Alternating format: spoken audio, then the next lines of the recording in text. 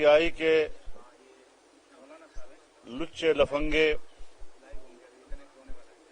اور بدماشوں نے ملک کے انتہائی شرفاء اور محترم لوگوں کی پریس کانفرنس پر حملے کی صورت میں کی. اس طریقے سے ملک نہیں چلا کرتے. بد اخلاقیوں سے، بد کرداریوں سے ملک نہیں چلا کرتے، اور ہم ایسے عناصر کا جواب دینا جانتے ہیں. تمہارا جعلی حکمران آج ہے، کل نہیں ہوگا. تمہیں گلی کوچوں میں بھی چلنے پھرنے کے لیے جگہ نہیں ملے گی. لہذا شرافت کا ہاتھ دامن سے نہ جانے دیجیے، ورنہ ہم اینٹ کا جواب پتھر سے دینا جانتے ہیں. شیشے کے گھر میں بیٹھ کر دوسروں کی طرف پتھر مت پھینکا کرو، ورنہ اس کا جواب جب ملے گا تو خانہ خرابی کے علاوہ تمہیں کچھ ہاتھ نہیں آئے گا. آج عمران خان نے عدم اعتماد کے بعد پھر سے اعتماد کا ووٹ لینے کی بات کی ہے. اس سلسلے میں اصولی بات یہ کرنا چاہتا ہوں کہ صدر مملکت نے ایوان کا اجلاس بلایا ہے. آئین میں صراحت کے ساتھ کہا گیا ہے کہ اگر صدر مملکت کو یہ یقین ہو جائے کہ وزیر اعظم کے پاس اکثریت موجود نہیں ہے تو از خود اسمبلی کا اجلاس بلائے گا. یہاں اجلاس جعلی وزیر اعظم کے سمری پہ بلایا گیا ہے. ایسے اجلاس بلانے میں سمری انوالو نہیں ہوا کرتی. یہ سب کچھ ایک ڈھونگ ہے جو رچایا گیا ہے. ہم نہ آج کی پارلیمنٹ کے اجلاس کو تسلیم کرتے ہیں، نہ اس کے اندر اعتماد کے ووٹ کو تسلیم کرتے ہیں، اور نہ ہی یہ اعتماد کا ووٹ ہے. یہ تو ہمیں پتہ ہے کہ ساری رات ممبران اسمبلی کی نگرانی کن کن ایجنسیوں نے کی ہے. ہر ممبر کے دروازے کو کھٹکھٹا کر ساری رات اس بات کی یقین دہانی کس نے لی ہے کہ ممبر موجود ہے یا نہیں. ایک ایک ممبر کو اٹھا کر اسمبلی میں لے جانا اور اس کے حاضری لینا، یہ کن لوگوں نے کیا ہے وہ بھی ہم جانتے ہیں کہ کس طریقے سے یہ اجلاس بلایا گیا اور کس طریقے سے ممبران کی حاضری کو یقینی بنایا گیا اور کس طریقے سے ان سے جبراً ووٹ لیا گیا ہے.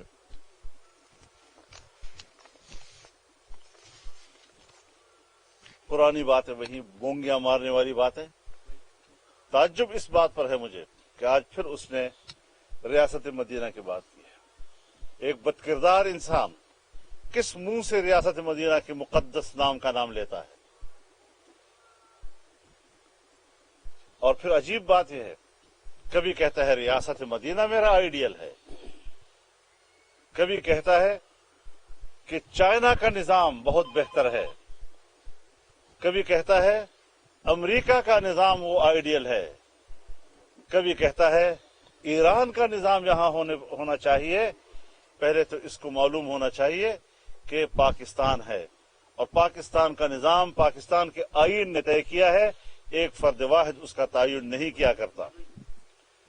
لہذا اگر پاکستان کو آپ نے اسلامی مملکت بنانا ہے آئین کی روح سے، کون سی قانون سازی آپ نے قرآن و سنت کی روشنی میں کی ہے؟ آپ نے پھر ایک بار وہی پرانی باتیں، یہ چور ہیں، یہ کرپٹ ہیں، یہ ہے، وہ ساری باتیں الاپی ہیں. مجھے آپ یہ بتائیں کہ ڈی چوک کے اوپر ملازمین، غریب ملازمین جو اپنی تنخواہوں میں اضافے کی بات کر رہے تھے، انہوں نے کون سی کرپشن کی تھی کہ آپ نے ان کو مارا، وہاں پر آنسو گیس پھینکا، لاٹھیاں برسائیں؟ آپ مجھے بتائیں کہ اسٹیل مل کے ملازمین نے کون سی کرپشن کی ہے کہ آپ نے ان کو ملازمتوں سے نکالا؟ آپ مجھے بتائیں کہ پی آئی اے کے ملازمین نے کون سی کرپشن کی ہے کہ آج آپ نے ہزاروں کی تعداد میں ان کے ملازمین کو نکال دیا ہے. تمام شعبے اس وقت ناکارہ ہو چکے ہیں اور پھر جھوٹ بول رہے ہو ایک بار. یہ ساری باتیں تم نے الیکشن سے پہلے کہی تھی. دنیا آئے گی اور پاکستان میں سرمایہ کاری کرے گی. دنیا آئے گی اور پاکستان میں نوکریاں تلاش کریں گی. ہم 1 کروڑ نوکریاں دیں گے. کوئی سرمایہ کاری کے لیے پاکستان میں مواقع نہیں ہے. البتہ غرقابی کے لیے کوئی پیسہ لانا چاہے تو ضرور اس کے مواقع موجود ہیں. لہذا اس قسم کے جھانسے جو تم الیکشن سے پہلے قوم کو دے چکے ہو، اس قسم کے سبز باغ جو تم الیکشن سے پہلے قوم کو دکھا چکے ہو، اب یہ قوم مزید دھوکہ کھانے والی نہیں ہے. آج آپ سمجھتے ہیں کہ میں نے اعتماد کا ووٹ لیا. ہمت کرو، جرت کرو. اگر غیرت ہے تمہارے اندر، اعتماد کا ووٹ براہ راست عوام سے لو اور پھر الیکشن کراؤ. الیکشن کے ممبران کو دباؤ میں لا کر اور پھر وہی جس کو آپ نے کہا کہ کل کرپٹ تھے، انہوں نے ووٹ بیچا ہے. آج انہی کرپٹ ممبران کا ووٹ لے کر تم سمجھتے ہو کہ میں نے ایوان کا اعتماد کا ووٹ لیا ہے. لعنت ہو آپ کی اس طرح کے اعتماد کے ووٹ پر. کون اعتماد کرے گا آپ کے اوپر؟ لہذا اس ملک کو مزید تباہی کی طرف لے جانا اور ملک کی کشتی کو ڈبونے کے قریب لے جانا اب وقت ختم ہو چکا ہے. اب سوائے دوبارہ انتخابات کے اور کوئی راستہ موجود نہیں ہے. اس طرح کی بد اخلاق حکومت شاید تاریخ نے کبھی نہیں دیکھی ہو، جن کے نہ کارکنوں میں کوئی تربیت ہے اور نہ اس کی قیادت کی کوئی تربیت موجود ہے.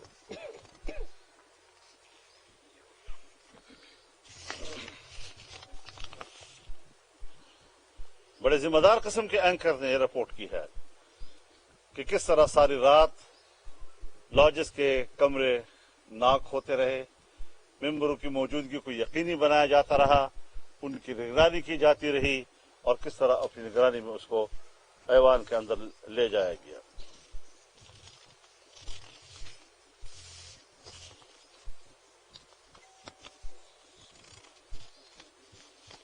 آپ نے کس منہ سے ریاست مدینہ کا نام لیا ہے؟ آپ نے مسجدوں کو شہید کرایا ہے. آپ مسجدوں پر قبضہ کرنے کے لیے باقاعدہ بل پاس کرا رہے ہیں اور اس طریقے سے لاکھوں لوگوں کو آپ نے بے روزگار بنا دیا ہے. بے روزگاری، مہنگائی، پوری دنیا سے ہمارے تجارتی روابط کٹ چکے ہیں. کوئی ہم سے لین دین کرنے کے لیے تیار نہیں ہے. ایسی صورتحال میں پاکستان کی تنہائی کہ جن خطے کے ممالک آپ کے ساتھ کوئی تعلق بنانے کے لیے تیار ہیں، نہ دنیا کے دوسرے خطوں کے ممالک آپ سے تعلقات رکھنے کے لیے تیار ہیں. اس تنہائی سے اگر پاکستان کو نکالنا ہے تو پھر نیا مینڈیٹ لانا ہوگا. عوام کو نئے مینڈیٹ کے لیے دعوت دینی ہوگی، نیا الیکشن لانا ہوگا اور پی ڈی ایم جو فیصلے کر چکی ہے، برسر میدان کر چکی ہے ایک کرپٹ حکومت کے خلاف. آج آپ کرپشن کے خلاف بات کر رہے ہیں. آپ کو شرم نہیں آتی؟ آپ نے خود نہیں کہا تھا کہ انٹرنیشنل ٹرانسپیرنسی جو ہے وہ جس کے بارے میں کہہ دے وہ کرپٹ حکومت ہوا کرتی ہے. آج آپ کی حکومت میں اس کی رپورٹ آ چکی ہے کہ 3 سے 4% پاکستان میں کرپشن بڑھ گئی ہے. ذرا اپنے چہرے کو اپنے آئینے میں دیکھو. کس بنیاد پر آپ کہہ رہے ہیں کہ ہم پاکستان میں ٹرانسپیرنسی لائیں گے اور ملک سے کرپشن کو دور کریں گے؟ آپ تو خود کرپشن کے بانی ہیں. تم نے جو خود اپنی جائیدادیں بنائی ہیں، تم نے جو بنی گالا کی اتنا بڑا محل 12 لاکھ روپے میں اس کو ریگولرائز کیا ہے، کیا آپ کو اپنا گریبان میں جھانکنے کا کبھی موقع ملا ہے؟ تو یہ صورتحال میں واضح طور پر اعلان کرتا ہوں کہ پی ڈی ایم آج کے اجلاس کو تسلیم کرتی ہے، نہ اس کو آئینی سمجھتی ہے، آئینی بھی نہیں ہے، اور پھر اس میں جو اراکین لائے گئے ہیں وہ بھی جبری طور پر ان کو لایا گیا ہے، اور پھر کرپٹ لوگوں جو کل تک کرپٹ تھے انہی کا آپ اعتماد کا ووٹ لے رہے ہیں. یہ کیسا اعتماد کا ووٹ ہے؟ لہذا آج کی پوری کارروائی کو ہم مسترد کرتے ہیں. اس کی کوئی حیثیت نہیں ہے. یہ ناجائز حکمران ہے، اور پھر کہتا ہوں کہ ناجائز حکمران ہے، اور 2-2.5 سالہ کارکردگی کے نتیجے میں ناجائز کے ساتھ ساتھ نااہل بھی ہے، نالائق بھی ہے. اور آج جو انہوں نے खिताबत के जौहर दिखाने की कोशिश की है। खिताबत के साथ मुल्क नहीं चला करते, अक्ल के साथ मुल्क चला करते हैं, जो यहाँ पर मफकूद है आपके यहाँ। मौलाना साहब, आप ये फरमाइएगा कि आज जो इजलास था उस इजलास में 2 अपोजिशन के मेंबरान ने भी शिरकत की है, इस हवाले से भी फरमाइएगा। DGISPR वजाहत कर चुके हैं कि उन्हें घसीटा न जाए, वो इस मामले से दूर हैं, लेकिन आपने आज दोबारा इस बात को दोहराया है कि एजेंसियां जो हैं वो लोगों को लाते रही और मेंबरान के दरवाजे खटकाते रहे। तो असल हकायक है क्या? मुल्क को हमने जो चीज अपने आंखों से जिस तरह देखा है, लोगों ने अपने आंखों से जो चीज जिस तरह देखी है, हम वो बात बबांगे दोहल कहेंगे।